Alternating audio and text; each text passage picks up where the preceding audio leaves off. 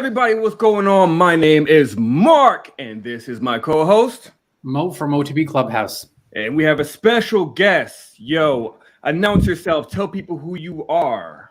Hi, what's going on, everybody? If you don't know who I am Zay, the wealth strategist, and I'm here, man. Yes, and you also got a YouTube channel, don't you? Are you going to bring it back or what? Are you going to bring it back? I mean, look, you're doing a great job of convincing me. I think it's time. I think today's conversation is a little bit different. I think that may fire my juices up. And yeah, I mean, I'm working on some things. I got some ideas, man, and I want to like we've been talking about in private, Mark. I want to do some things differently. It's a lot of saturation, so I want to do something different, like y'all. So, but yeah, I got a YouTube channel. It is Zay the Wealth Strategist. I'm pretty sure we could drop the link, or we'll be in the description or something like that. Okay.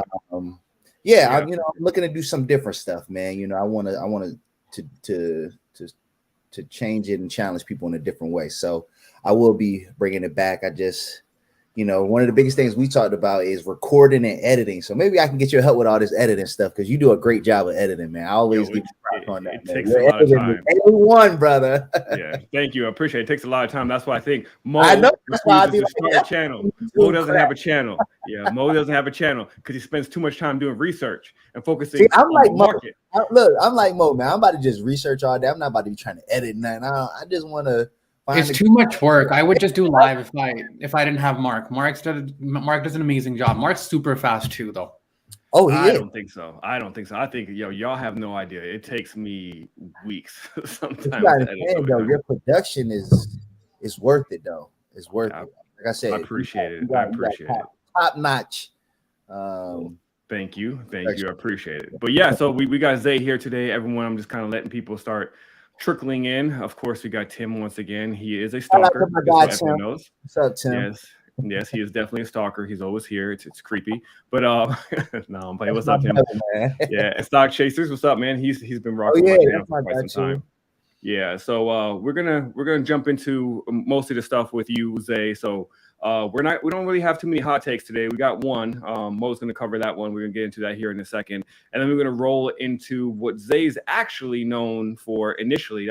I discovered him initially over the F.I.R.E movement, which I feel like a lot of people don't really know about, because he kind of came to prominence through charting and options and etc. But he is legitimately a person who lived a life of the F.I.R.E movement and successfully has conquered, I guess, that task and became financially free. It's still doing it. I can't wait till we get into it, because I still live it. Okay, perfect. So, all right, Mo, what you got, man? What you got on the hot takes, man? Let's get into it. So let's quickly recap for Lunchbox, and we'll talk Lunchbox at the end too. So the two plays, we talked 3 plays. The AG play never worked out, so never got in. It failed a supply test. The Apple play we gave out was for $1.68. That did 100%, 120 something. And what was the other play? The cat play. If you're still in, that's roughly about 150%. So we'll go over. I have another play. We were just talking about it earlier. It had flow today, so I just got in at close. We'll cover that in Lunchbox. The thing that we want to talk about is kind of controversial, and that's something that I usually typically stay away from. But I recently decided to basically speak out and be more vocal about it, and that's about this team average down. And these guys have been averaging down from January in February, and we've been fighting. So buy stocks to fight inflation, and then those stocks go down 50%, and then you buy the dip, and then you buy the dip. And now we're here where those stocks are down 80%. We had Q, who works at Wall Street, and he had the same question, that at what point do you not run out of money? And I'm not talking about dollar cost averaging. Dollar cost averaging makes perfect sense. So you put a specific amount and you don't even look at it. Perfect. Like there's stocks that you love, there's indexes you love. You just automatically, and that's what Mark does. That's a whole system you can't beat over long run. It's a winning system as long as you pick the right stocks or you pick index. We're talking about people just saying, buy now, before it's too late. So I got a bunch of tweets today because I reposted someone. Mark, do you want me to bring up the tweet, or should we just talk about it? You're muted, bro. Oh yeah, yes. I said, yeah. Why not, man? Let's bring it up. Why not? you want me to go bring it up here real quick? I don't have it pulled up, but I can bring it up. I got it. I'll share the screen. Okay.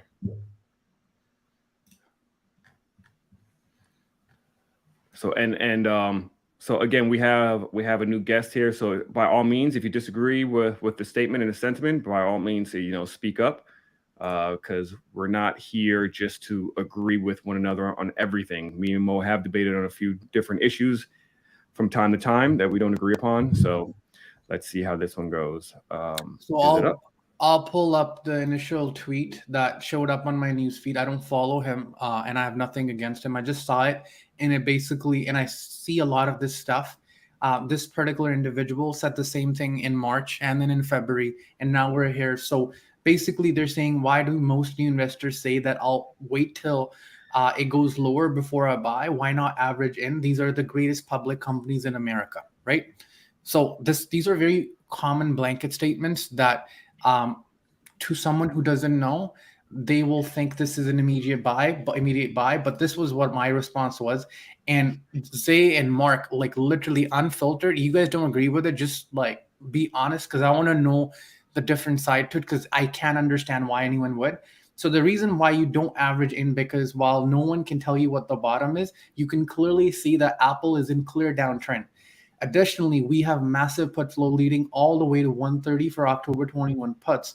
This is why you don't blindly add in. So I don't understand. And if this was someone who's opening a new position because they want to get a starter entry, that's fine. But like I said, there's some people, and what they do is they've been retweeting the same thing every month saying buy the dip, buy the dip. But we're at this point where Apple's at 150.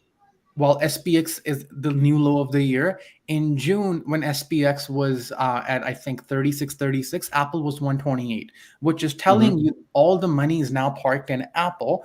And if anyone studied recession, the most liquid stocks are the last one to roll. Meaning, if this goes, you're going to take the biggest hit that you've ever taken, and you're going to be like, what? Why is Apple down 30%?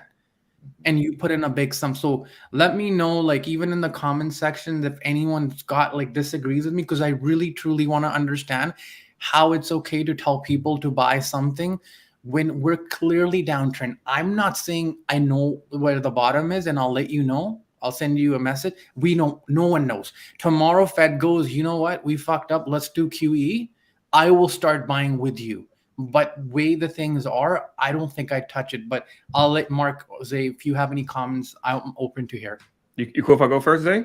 Yeah, go ahead, brother. Yeah, so I'll touch on that. So it's funny because I actually texted Zay. We DM'd, I think it was Friday. I told you I sold all my Apple shares, right? So yeah. I sold all my Apple shares, and I was going to do a video on it, but I was like, you know what? I don't want that smoke right now. I want a peaceful weekend. No, you're absolutely right, Mo, when it comes to certain stocks, and I noticed that myself as well. Like I noticed that the SPX was going down significantly, but Apple wasn't. Apple was not at 129, which means we still have quite a ways to most likely to drop. And what I've been doing recently, I've never taken an L on Apple. Luckily, I typically always buy around 130, and then I never really sell at the top. I probably should. I'm trying to like hold it for long-term investment purposes, but usually when it gets to 150 and it breaks it, I'm just like, I'm out. I'm gonna wait until it goes back and retraces to 130. That being said, the danger with some of those messages that are putting out by some of these social media personalities is they don't put it in context, right? They've been saying buying a dip for over a year now since we've been on a downtrend. Since the market's been literally collapsing, they've been saying buy the dip, buy the dip, buy the dip. And it's not buying a dip, it's buying the downtrend.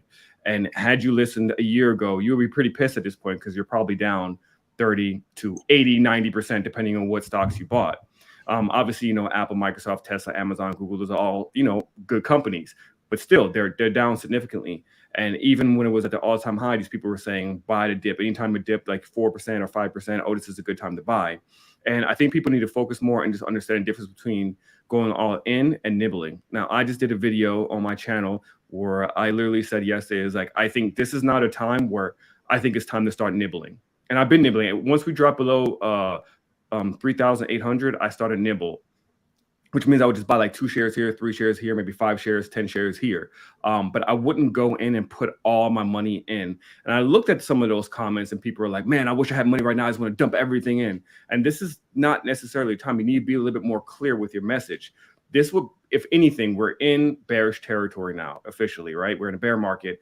This is the time to nibble, I think, if you have the money. Once again, we've already had other guests on the show who explain that your situation needs to be set first before you actually start, dumping your money into the stock market, because we probably do have quite a ways to still go. I can't call the bottom. No one should be able to call the bottom. Even Goldman Sachs can't call the bottom. But this to me, I have extra money. I've been stacking cash. I've been having cash on the sidelines, just waiting for this moment, and I'm nibbling. And I'm still just nibbling. I'm not putting thousands of dollars in. I'm slowly scaling in. And I think that's where they fail to sometimes inform people, just saying, this is the time to buy. No, just be careful with your words, because your words can lead retail investors down the wrong path, because we all know that a lot of these larger groups have a cult-like personality. They follow every single word that you say. And if you don't have that accountability, and you don't have accountability, there's usually no accountability, because again, it's entertainment purposes only, right? Even on my channel, it's entertainment purposes only. So you have to be very careful with your message. So on to you, Zay. I'm gonna piggyback on a lot of the things you guys said, but just some very important things that I just want to highlight. And you kind of hit it on the head, Mark, is context matters, right? So I think everybody's journey is different, which is why I'm all about strategies, right? Say the wealth strategist. Now, I'm also glad that we're having a FIRE conversation today, because the whole like buy the dip, all that kind of stuff, context matters, because in the FIRE community, and it's just gonna be a dope little segue because I'm gonna tie this in, bro. They don't care. They're just gonna do, to your point, Mo. They're gonna dollar cost average. They're gonna buy every single month. They don't care what the market is doing, and that's just their plan. So if somebody has that strategy or that mindset, then buy the dip. That's what they do. They just continue to buy. They don't care, because their goal isn't about the best price. Their goal is accumulation and getting a certain amount of capital allocation into a stock. And when they get that goal, they'll figure out what their average cost basis is at that point in time. Now, if you are a trader, then buying the dip, that should not be in your vocabulary, right? So I think when people give that blanket advice, context matters. Are you talking to investors or are you talking to traders? Because it matters, right? An investor, I would tell, if anybody is an investor and has a long-term horizon, to both y'all point, we cannot predict the bottom. So this is a great time to nibble. So if somebody say, I got a 10, 15-year horizon, I would tell you to buy right now, because I can't predict the bottom. You're basically getting the market at a 20 some odd % discount. The same thing I tell other people. If you went to the store and you could get the best Jordans for 25% off, you will probably buy them. But if it comes the next week and they 40% off, would you be pissed? Maybe, but you still got them for 25% off. Like, it's just a little arbitrage. So I think I agree with y'all statements that context matters. You have to be very careful with your choice of words, and that ultimately, look, in this financial game, there's millions of ways to skin the cat. So I'm very reluctant to be like, oh, that person's wrong for saying this, because the right person in the right context, it is actually the right thing to do. So yeah, we just got to be careful and just tell people, look, assess your situation to make sure the advice you listening to makes sense. Yeah, no, I definitely agree. And so when it comes to, like, for example, when it comes to dollar cost averaging, when it comes to my indexes that I have, yeah, I'll do that every month, and no matter what the price is. When it comes to individual stocks, I'm a little bit more careful. But again, I'm going to show my portfolio here soon on my YouTube channel. Everything's red. I don't have a single thing that's green in there. So, and I just started like 2 years ago, because we're at a space now, especially with individual stocks, that if you started investing 2 years ago, majority of them are back or below, or below.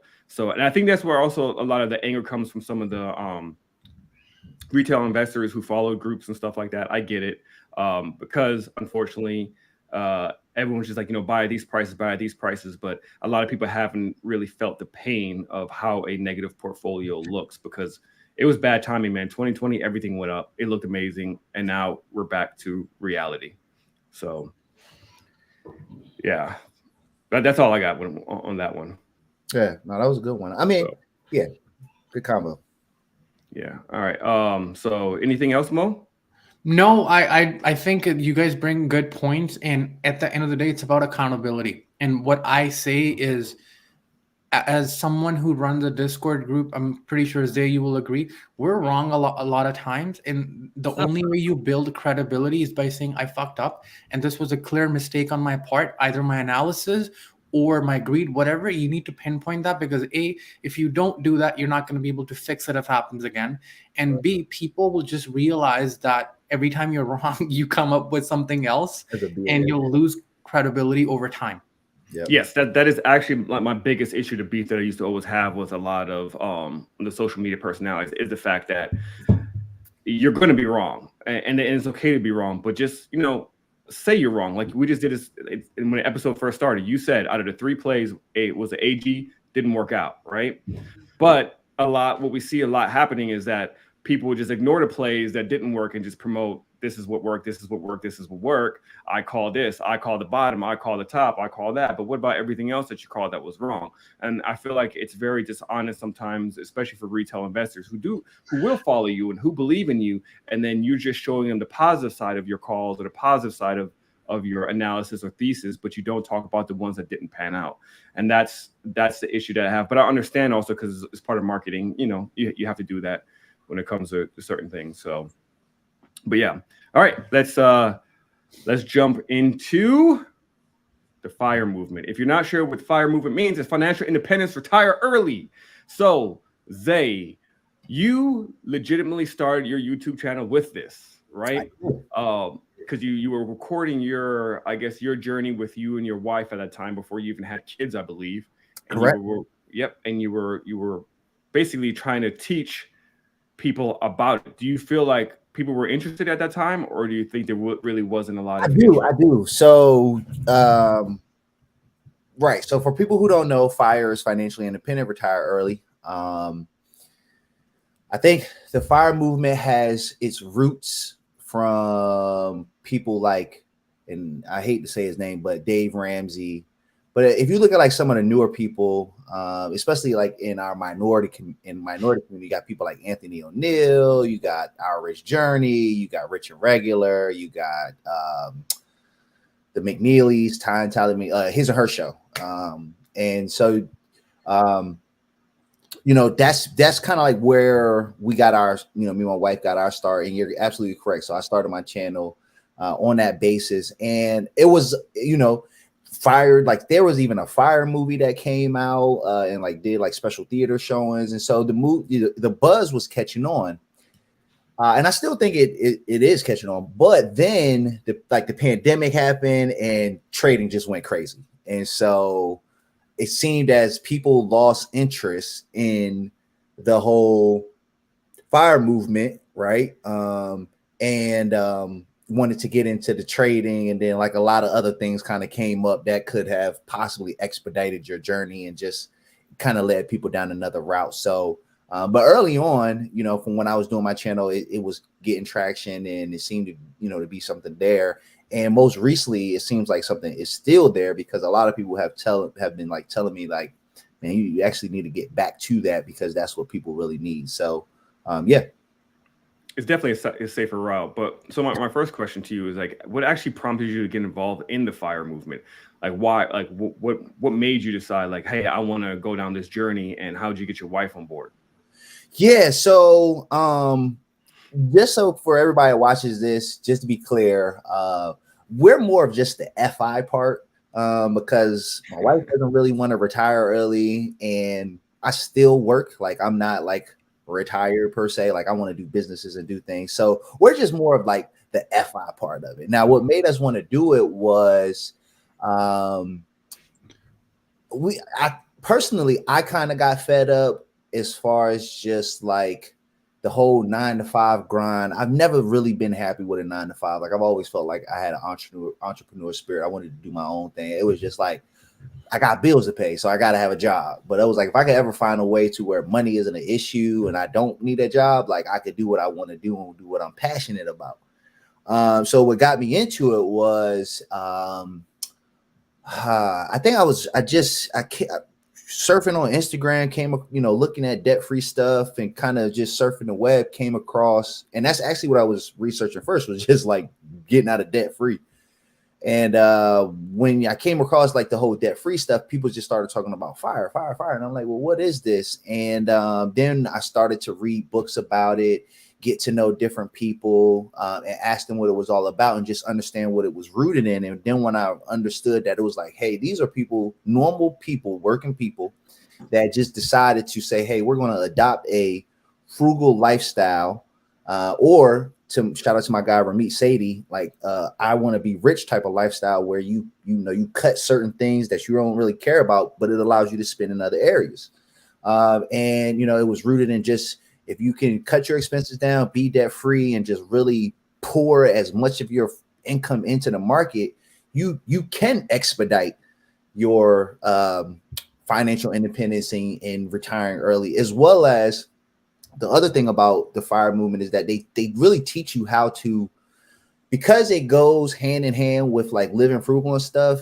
Once you reach a certain goal or portfolio goal, they talk about like the 3 and 4% rule, which is, you're able to withdraw a certain amount of your portfolio and have a yearly salary, and it doesn't really affect the portfolio itself because you can leave it in the market and keep growing. So basically you just got money forever per se. And those things just spoke to me, right? You know what I mean? And then because it has those roots in like budgeting and just insurance, and put it this way, it was all the non-sexy stuff, right? Like vesting and trading, that's very sexy, right? That's the sexy part of financial independence, right? The FIRE, it can be very boring. Like a lot of people don't want to sit here and listen to me talk about term and whole life insurance policies, and this is how we budget every month, and you need to have an emergency fund, and these are the different banks. But it's like you gotta have that foundation. What allows me to be like, oh, I took an L on a trade and I can live another day, right? Because I don't got bill, I don't owe no debt. I don't.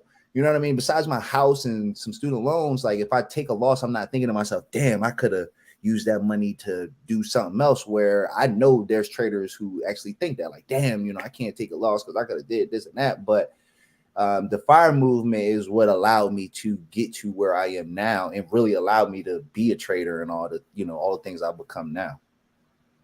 Yeah, Mo, I think honestly, man, I know you're not very familiar with the FIRE movement, but I kind of think that you've also been living that life, and you're just not aware of the term. Yeah, probably. Well, that's the Indian in me, man. That's it's embedded in their blood, bro.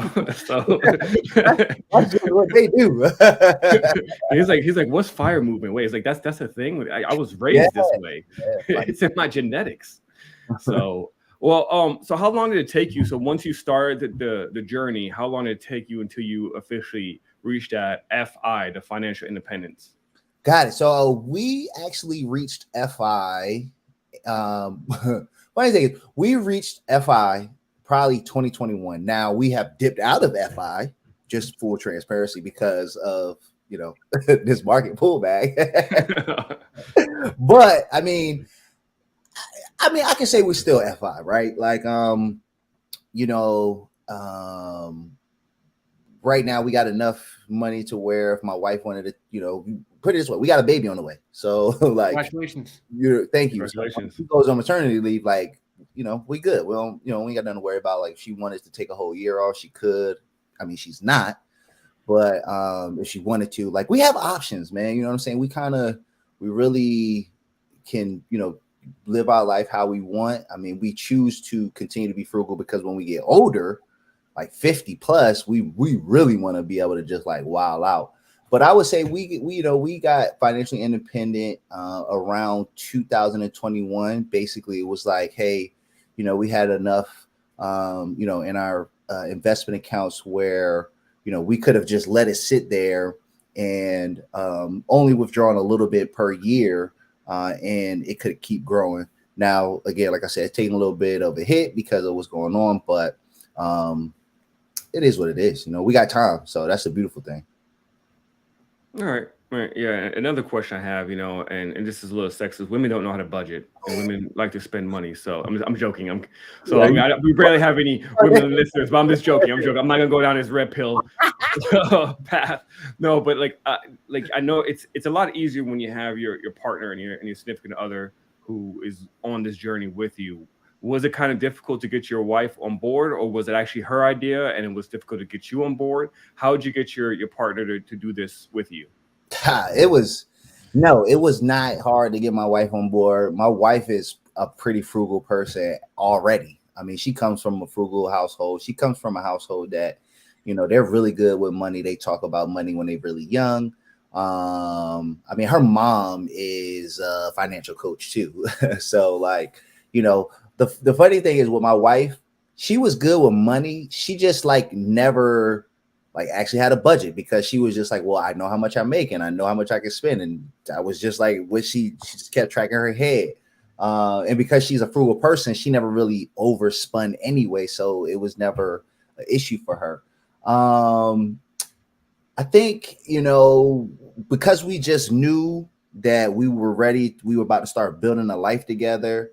Mind you, when we started our journey, I think we weren't engaged yet, but it was pretty much set in stone that we was going, get married. We had already been living together for a little while. So no, it wasn't that hard to get her on board. It was my idea, and I think the biggest thing that I had to get her on board is when I approached her like, yo, let's combine our income, right? Let's live as we just gonna put it in one big pot, and your money, my money, your money. We gonna pay all the bills. We gonna give each other like monthly spending budgets, and then with the rest of the cash that we have left over, we're going to use that for our life goals, buy a house, invest for our kids, invest for our retirement. So that was probably the biggest thing that I had to like get her on board with. But I mean, it was more so a man ego to be like, your wife know all your money and all that stuff. So it wasn't a problem at all. Okay, that's good because I'm still trying to get my wife on board with certain things. So we're similar. I would say I guess I'm also FI somewhat, but I still work. So I didn't retire. I actually went back to work. That's why I say we FI, because like my wife still work. I kind of, you know what I mean? So it's not that retire early part. We're just financially independent. You could be financially independent and still making money and all that. You know what I mean? So yeah. That makes sense. Hey Mo, in your culture, is that like even a thing as well, like retire early, or is it more like work, work, work, and build as much wealth as possible? Because I know, my one of my best friends, his family's from India, and they're always about save every penny and just work, work, work until you're like 60 and barely enjoy life. So the whole idea of like when you say retire early, to my mind, isn't actually retiring, but having an option of retiring whenever the hell you want, and having the ability to never work or make decisions because of money. Make sense? So I think no one, people that really do well in life usually love working, in my opinion. And they love working what they love to do, right? And so like my dad, he's about 67. He loves working. Like it would be a torture for him for you to tell him that, oh no, chill. He now like he doesn't work for money, but he's always doing something. Does that make sense? Yeah, My 'cause wife's you would get grandpa is bored. 85 years old. He's always looking for something to do. I think that's part of the cultural.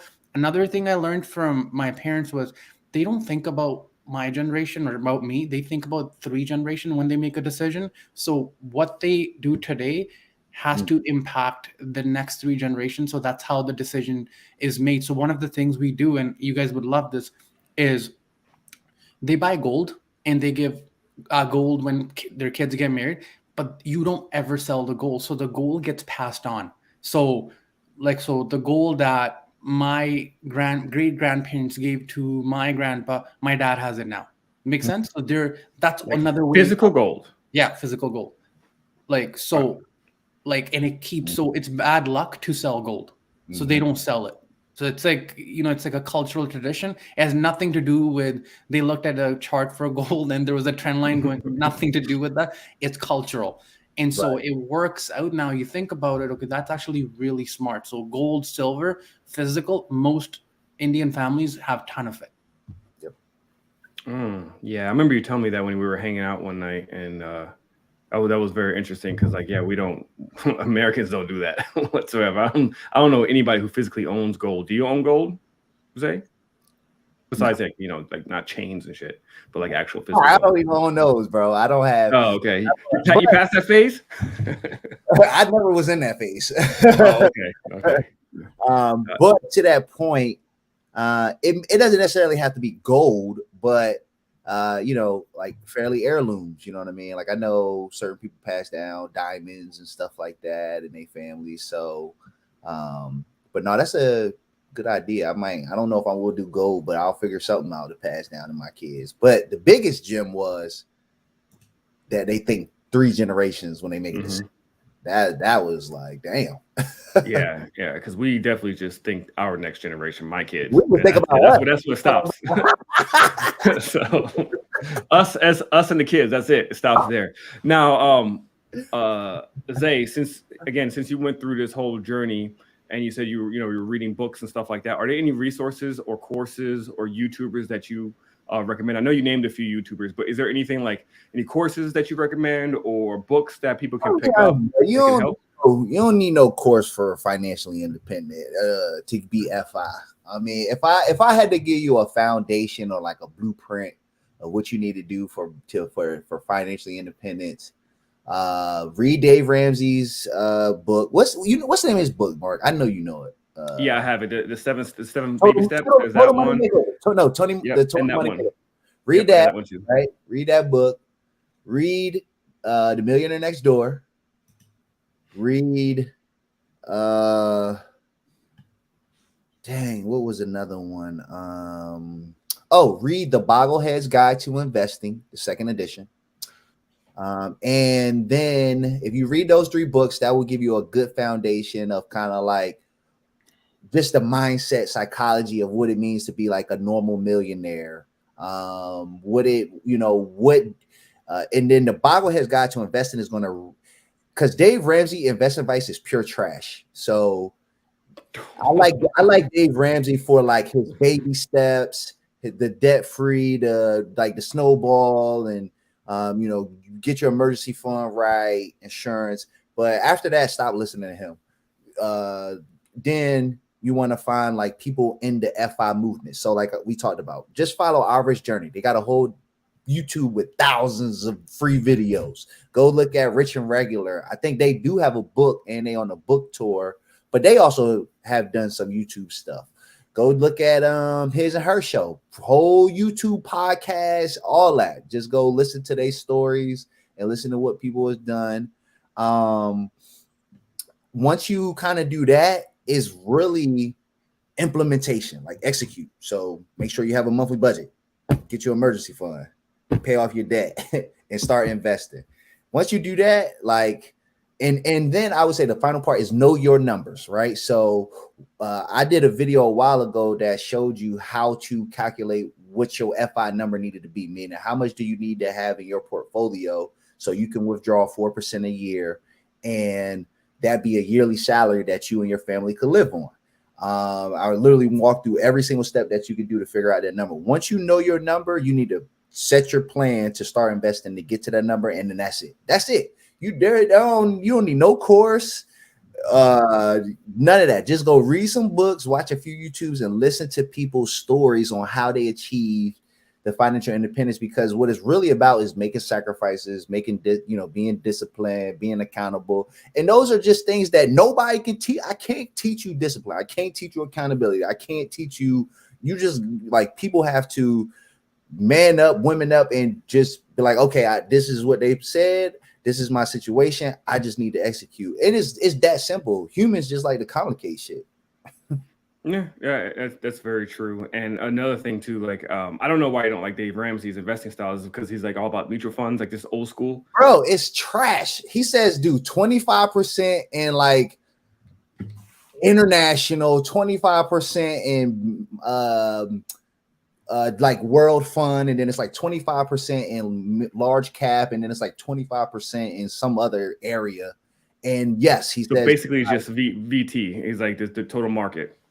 Yeah, so like I just feel like in this day and age, with the amount of information we have, you can get a much better investing plan than was given you. Got you. Yeah. The reason why I respect Dave Ramsey, and I know, I mean, he's definitely a dream killer when it comes to entrepreneurship and a lot. Advice is trash. Yeah, it's very old school. Now, also for people who are interested in doing the FIRE movement and Our Rich Journey, I actually follow their channel. I love their channel, and one of the things that you actually learn from them is the fact that you don't have to retire in the United States necessarily.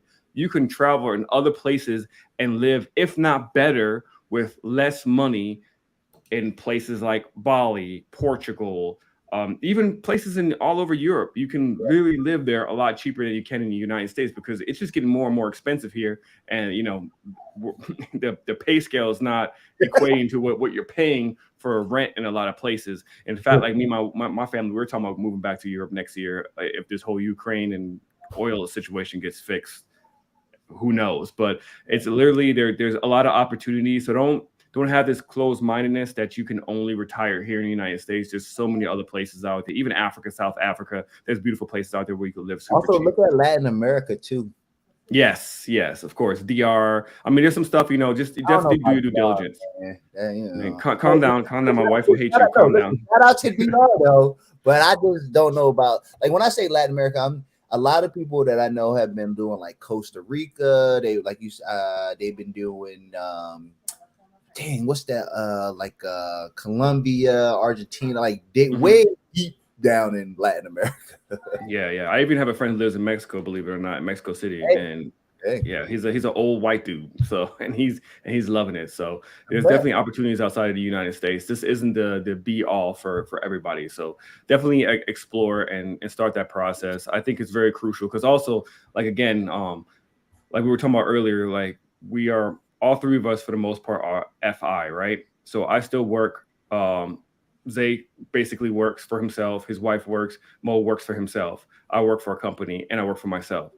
But the freedom that you get once you know that you have your finances set and established, where you don't have to work if you don't want to, it completely changes the entire game. Like, it's no longer does someone really control your life. That's why I hate when I see people saying, you know, 9 to 5 is for suckers and all this other stuff. Not necessarily, because some people literally get bored. Like when I was at home for 6 months, it was kind of boring, and it does provide a sense of community working, but I'm also get paid very well. But the thing is knowing that you don't control me. If my boss says something that is out of line or that I don't like or threatens me, deuces, I'm fine. My bills are low. I have money. We're good. So that's a key factor when it comes to getting to that financial independence. You don't have to necessarily retire early, but just knowing that you have the option that you can is life changing. So that's all we really got on the FIRE movement stuff. Mo, do you have any questions about the FIRE movement at all? No, I think you guys explained it very good. Okay, all right. And Mo, you got some other stuff that you want to talk with Zay about as well. We're going to talk a little bit about stocks and options, of course, as well. And we can also open up the chat if you guys want to start dropping some questions in there. But Mo, what do you got? So Zay, what's your thesis? Like, how do you plan, like, if someone is trying to like get into options now, how would you tell them to prepare? If I had to, well, not if I had to, when someone is new to options, and they're asking me for advice, the very first thing that I want to find out is, like, what is their level of trading, right? Have you traded before? If you did, what have you traded? And just try to get a feel for, like, okay, how long have you been in the market? What's your level of market knowledge? How well do you know cycles? So just trying to get a gauge for where they are as far as in their investing journey. Then the next thing is that, like, if you're completely new, okay, you've got to take some type of course or something that can walk you through the mechanics of actual options trading. So, like, what's a call? What's a put? Like, start with education. So I guess if I had to like summarize what my answer is going to be. It's going to be like, all right, let's start with some education first. So let's get you educated on what options are, how they work, what's the mechanics, and so forth. Right. Step 2 is paper trade. Right. So if you're completely new, before you get into this market, the first thing I would recommend, or the first thing I do recommend, is that you paper trade. So once you've gotten the knowledge and you got the understanding, let's get some practice. Shoot a couple free throws before you jump in the game.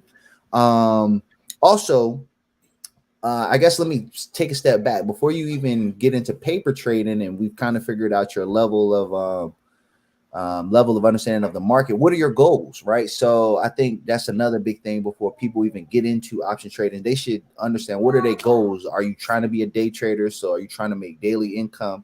Is this something that you just might want to do a couple trades here and there? So you're going to be more of a long-term swing trader kind of thing. Really understanding what your goals are, how much capital you have to work with, right? I think that's another big thing. So I'm going to tell you to do a lot of prep work before you get into the game. So education, paper trading, what are your goals? Really learn and study the market, learn macro, learn fundamentals, definitely learn technicals. So if you're going to be trading options, you have got to learn technicals, learn how to read a chart, right? So once you've kind of gotten that foundation, I think the next thing is just practice, right?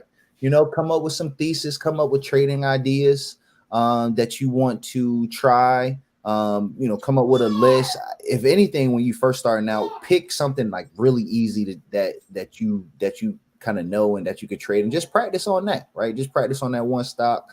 And then, once you get used to it, it's ready to go live. Okay.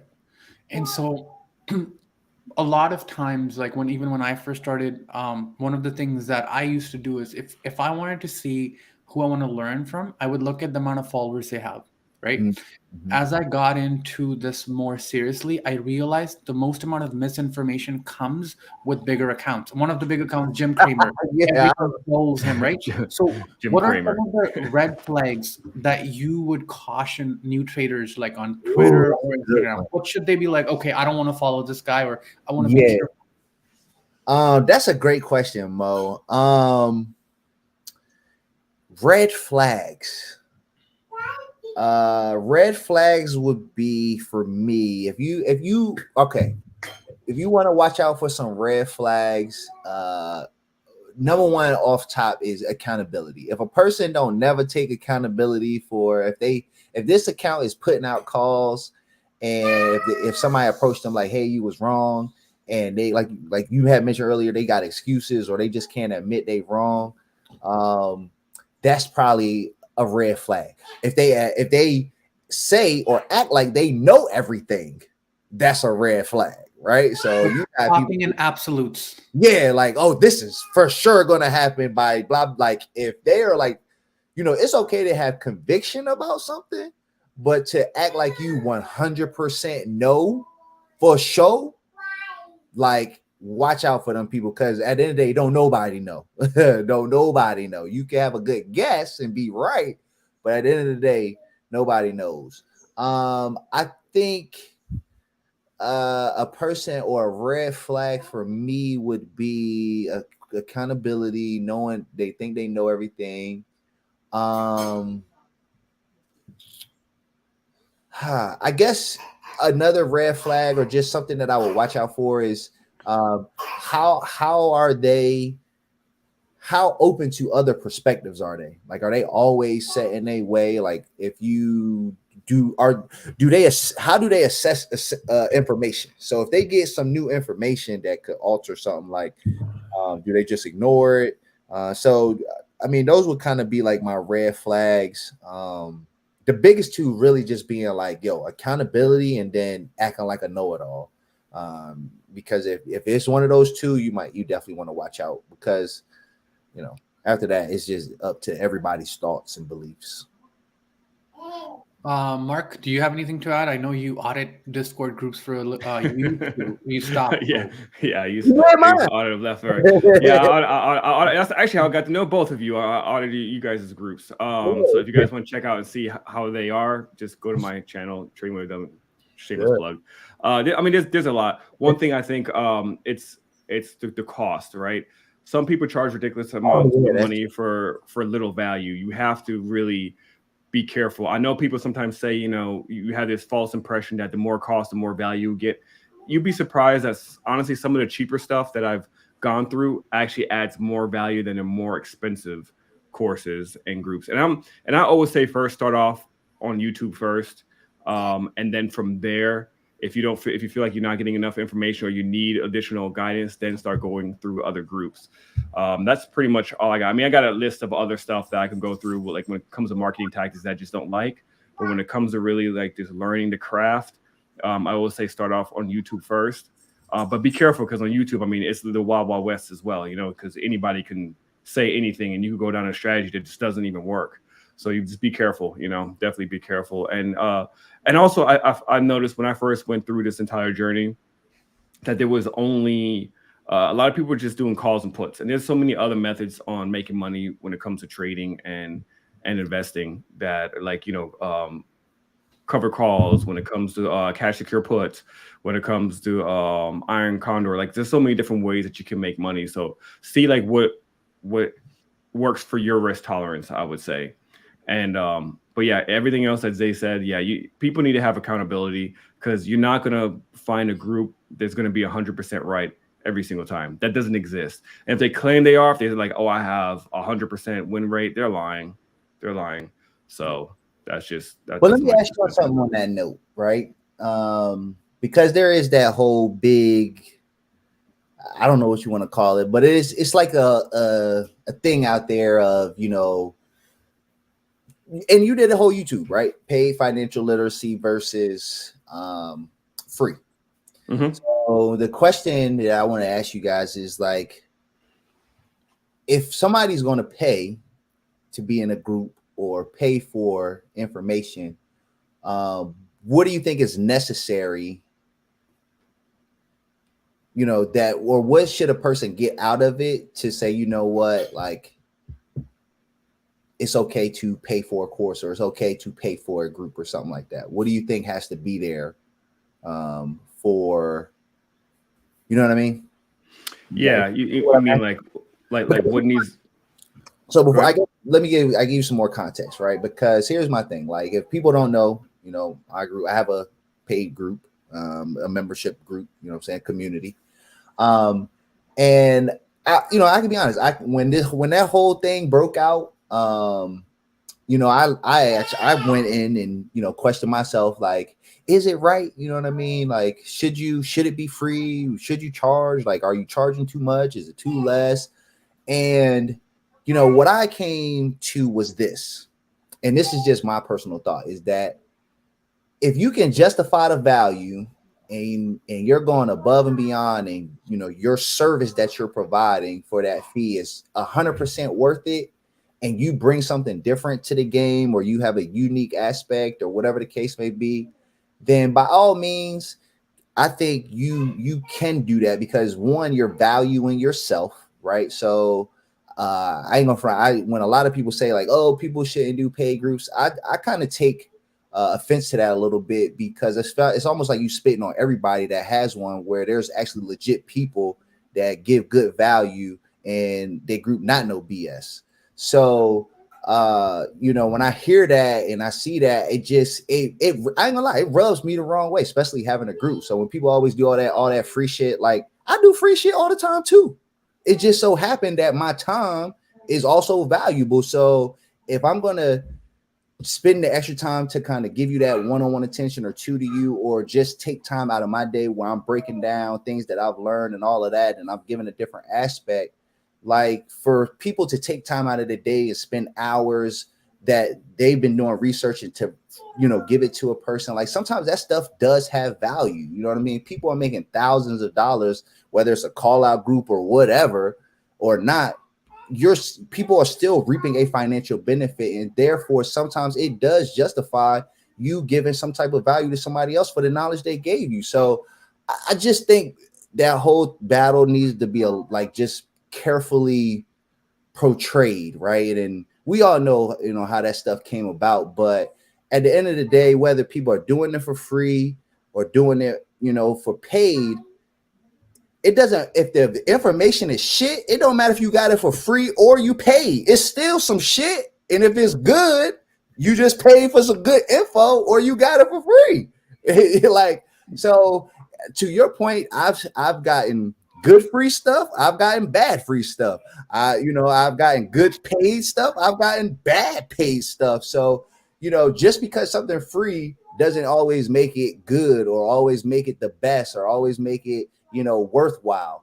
Sometimes free leaves you, the best way to say it would be like, if somebody does something for free, sometimes there's a lack of accountability, right? Because if I tell you that to do something and I say, oh, I did it for free, and then it was wrong, I could be like, oh, well, it was free. I gave you the disclaimer. But Correct. if it pays you and you give them bad info, they can hold you accountable. Dude, I paid you money for a service and you gave me some bullshit information. Either give me my money back or whatever. So there's a difference there. That's all I'm gonna say. Yeah, I'll give you some tips on what I've noticed while I was going through. Because I so full transparency, I like both you guys' groups, clearly.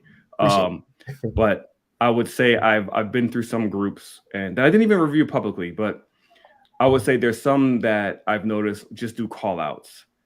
And I think that's a dangerous road because you are not really teaching or educating anybody. Your people are paying to rely on you to do call outs. And when you're throwing 10, 20 call outs a day, maybe 3 hit, but what about the other 17? And then you don't hold yourself accountable for it because a lot of people don't, they lack that transparency. I think if you're going to pay for a group, the value has to be there, right? I think your group's like what, $45 or something like that. I could be wrong.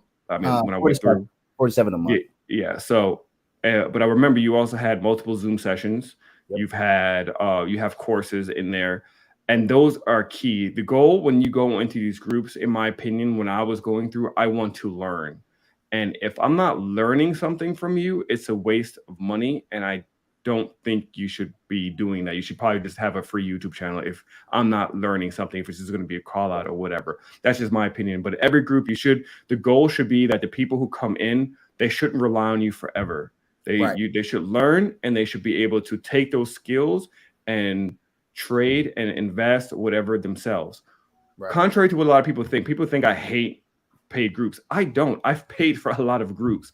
My issue is that I've come across a lot that it's just really a money grab. People don't hold themselves accountable. They charge thousands of dollars, and I can't even get a one-on-one with you. Right. Like I don't even have access to talk to you. I don't like you. It's just BS. You're reposting CNBC articles or whatever. Like no. Like you're not even telling me how'd you get this level or how'd you make 110% on this trade? Like what's going on? There's a lot of lack of transparency in a lot of these groups. And unfortunately, I think a lot of it is good marketing. Because again, Mo put me on that book, was $100 million offer. Yeah. And literally, like I said this before, and even in my videos, it's like everyone read that book and they took the part out where he specifically said, if you're going to charge a premium price, you need to add premium value. But people just don't. They forgot the value part a lot of times, which is like, I'm just going to charge a lot of money. People are going to have this perception that, I'm going to get all this extra secret sauce stuff, and you don't. But I've also been very clear where I said you can get everything for free online. What you're really paying for is a person's time. And like I said, I've never had any issues with you, Zay, charging $45 a month. Yeah, I think you have a pretty relatively kind of big group. It depends, like anywhere between like 5, I think 1,000 or something. No, listen. So my community is small, and I prefer for it to stay small because then it's easier for me to give one-on-one attention.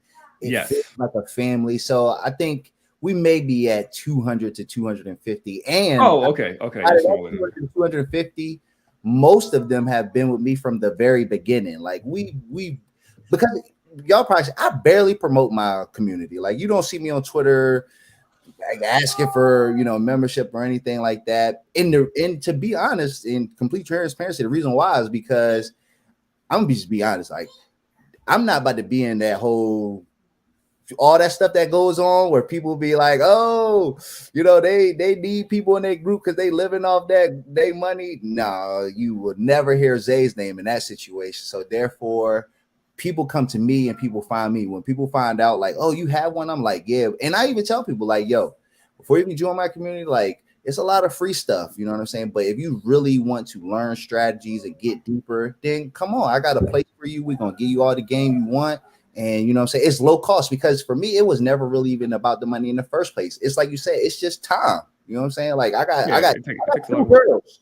You know what I'm saying? I got 2 daughters that I could be spending time with, but because of my love for what I do and this stock market and wanting to teach people, I'm willing to take time away from my daughters and my family to spread the knowledge that I have. You know what I'm saying? Yeah, absolutely. And I've also been recommending people a lot of times stay away from the larger groups. Yeah, you have a smaller group. Mo has a smaller group. You get more one-on-one time, even if they don't offer like a one-on-one mentorship. But you have an opportunity to chat with them on a more personal level. When larger groups, you sometimes get overseen or your message gets missed, and then people start getting angry. They're like, "I'm paying you $45 a month." Yeah, but you're in a group that has 5,000 people. What do you expect? Right. It's you gotta kind of look out for that. So those are my 2 cents on that. Yeah, but contrary to what people think, I have no problem with people charging for groups. I mean, hell, Mo's like one of my good friends, and he's got a Discord group. My issue really a lot of times is just the lack of transparency, the conniving marketing and stuff like that. You do a great job of pointing that out because I 100% agree with you. Like you can't, name shall stay nameless, but we see the ads on Facebook promoting those crazy lifestyles and the high paying courses and all that. Like, yeah, that, like you said, the marketing, right? I guess Mo, that would be a good another addition to your answer to your question. Like, if you see somebody doing more marketing than they actually do, like talking about trading or good value or information, then cat. Red flag. Call cat.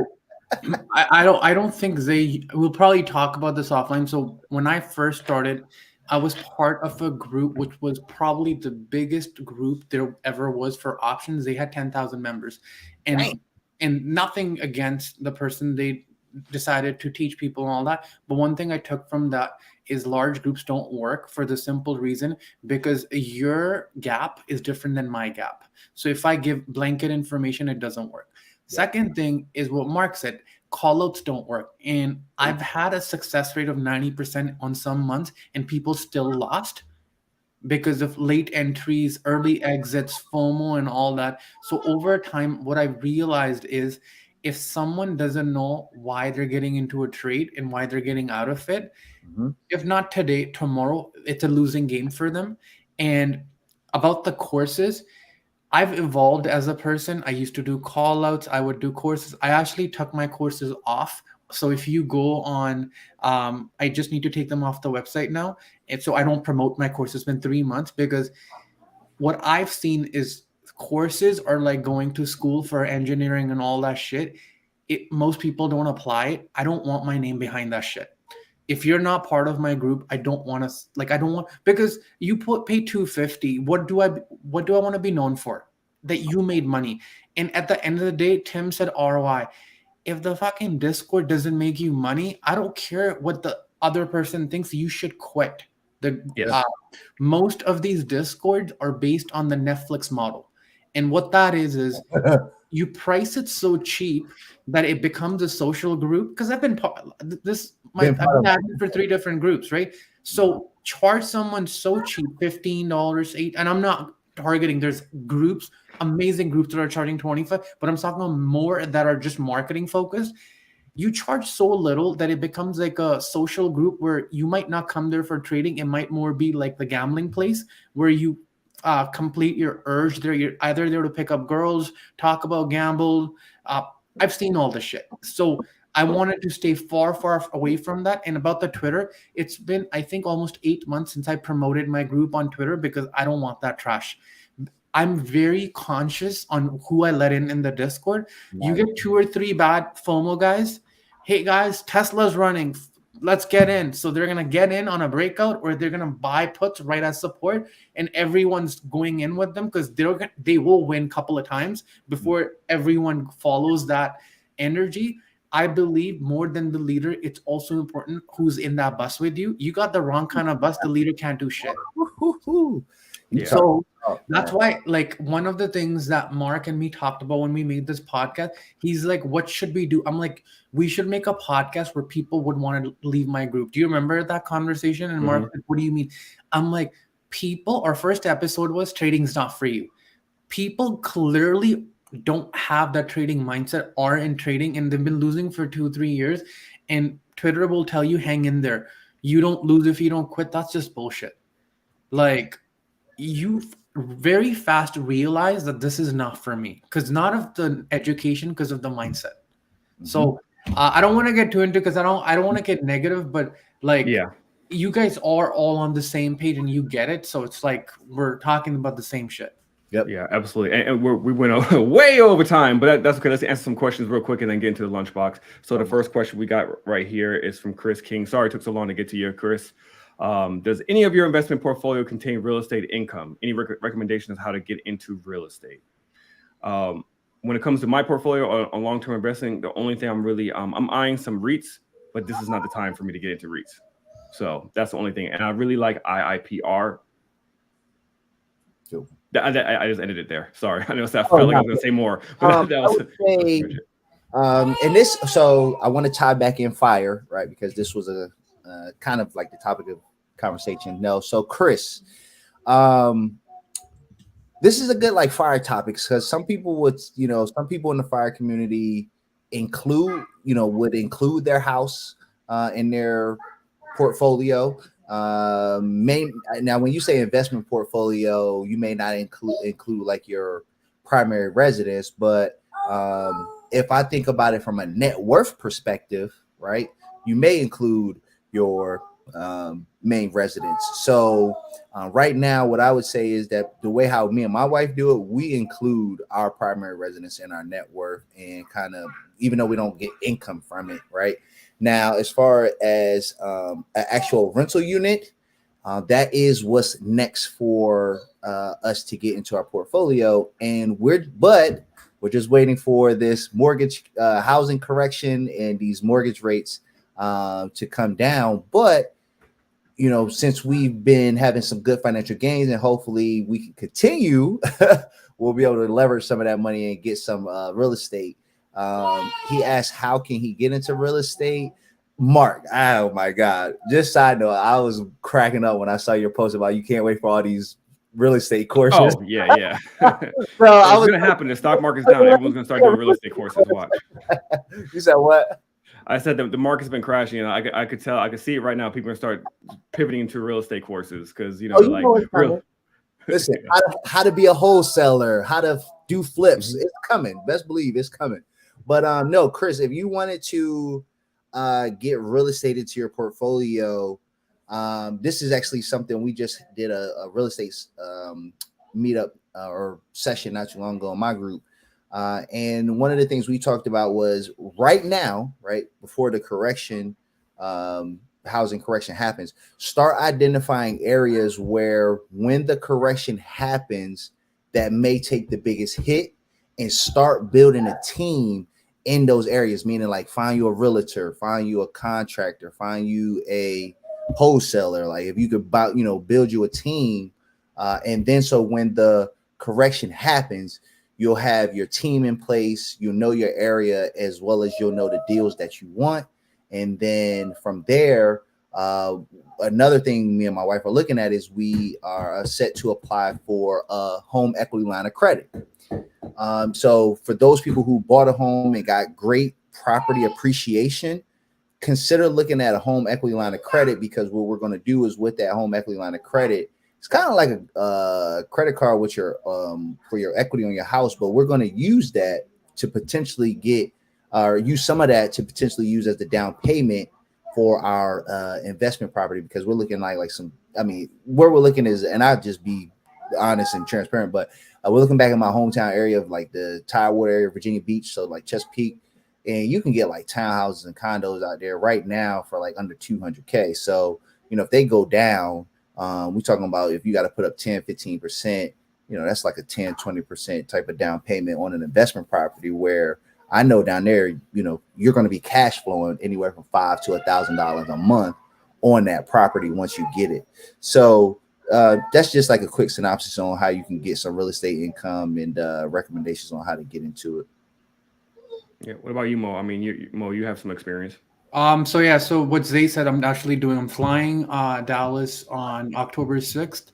I have a realtor, wholesaler, a commercial realtor, and we're doing shopping for either a car wash or a laundromat, and then a house. We'll not be buying any of that right now, but we'll do the research and everything. So I'll be there only for a week, and then I'll go again for a month. Basically have everything set up and like pick the area that I want to buy it. It's kind of like setting a trail stop or buy order, kind of like the price that I want to get in. And I think Dallas is going to be one of those areas that are going to boom because of where the tech's moving, and I just follow what the tech does. And a lot of people are, and their understanding is what they do is they buy what they know, so they'll buy in the area that they're in. I'm in Vancouver. An average house here is 1.5 million. I can go buy a mansion in Dallas for 1.1 million. So there's no point in me doing that here. So I'm just going to move the money there. I think real estate is much easier to understand too, and it makes a lot of money. And a lot of people don't treat real estate like stocks, like, oh, like my house is down 10%, let me go sell it, I'll buy it later. No one does that. So I think people naturally are more disciplined. So I think a lot of people, everyone should look into owning some sort of real estate, in my opinion. Yeah, I have nothing on it. I'm not in the real estate game.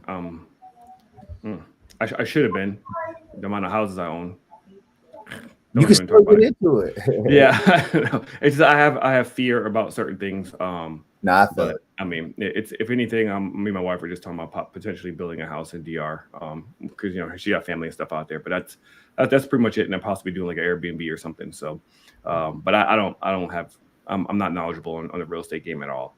So, but yeah, that was the only question I saw in there. Mo, do you want to get to the lunchbox real quick, and then we end this episode? Yeah, okay. Everybody, thank you for hanging in there. I know our show is usually 30 minutes. We've got a special guest, so great conversation.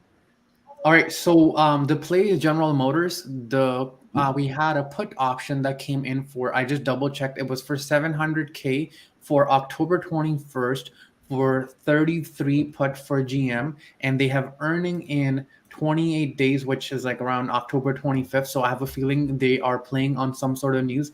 This is an unusual flow. So if I saw a 700K put on Apple, I wouldn't have even looked at it. It's stuff that, because you look at comparison to what the market cap is against what the total usual put and calls that come through. This is a clean put that came through. It's not a spread. It's an opening position that they added. The way I would play is first my stop. If it gets over 35.55, I'm out. There's about roughly 3.5 weeks of time, so it shouldn't be a volatile play. These are some of the levels I have. I have a 33.24, 32.55, 30.27. If I'm wrong, I'm going to lose roughly 35%. If I am correct, I think based on how GM is and what's happening with cars right now. So quickly, very quick, because the interest rate's going up, if order for people to sell their cars, they're going to have to take a hit on car prices. So when you see Volvo or BMW come up with saying, oh, we're going to do 2.25 for financing, they're actually taking a hit on their car just to get out of it. Also, car dealership, they have limited real estate space for parking their cars. So they always have a pressure to clear the old stock. All that stuff is going to mean, because I worked for a car dealership for a short span, they're going to take a big hit, which is going to drive their margin down. And I think they're relying on some sort of news like how Ford got for the stock to tank. Someone knows something. That's why it's a very clean play, in my opinion. I think it breaks 30.27. At that point, this is going to be like a 3-5x play. That's it. Yeah, no, GM is definitely in trouble. I was reading about it. They have some issues when it comes to production and et cetera, and getting some of the vehicles completed. Yeah, they're basically the same situation with Ford, just I think a little bit at a bigger scale. So, That's yeah. So that's it, y'all. I don't have anything in my lunchbox. I'm not buying anything yet. I got some orders set, Amazon 100. That's really the only thing I'm looking at right now. So everything else I'll cover on my YouTube channel. So, but yeah, that's it, everybody. Thank you, Zay. Once again, thank you for coming on our show. I really appreciate it. And you're more than welcome to come on anytime, man. Hopefully, we can bring you on again. We can talk about some other stuff as well. So yeah, let's do it, man. You know, anytime. The end of the year get together as someone we could just recap the year and how we ended, and talk about going into the new year, something like that. That would be definitely dope. So everybody else, thank you for staying tuned. Share this, please. And if you haven't done so yet, please, for the love of God, subscribe. That's all that we ask for. There's no paywall. Just subscribe and click the thumbs up if you enjoy the content. And we'll see you next week.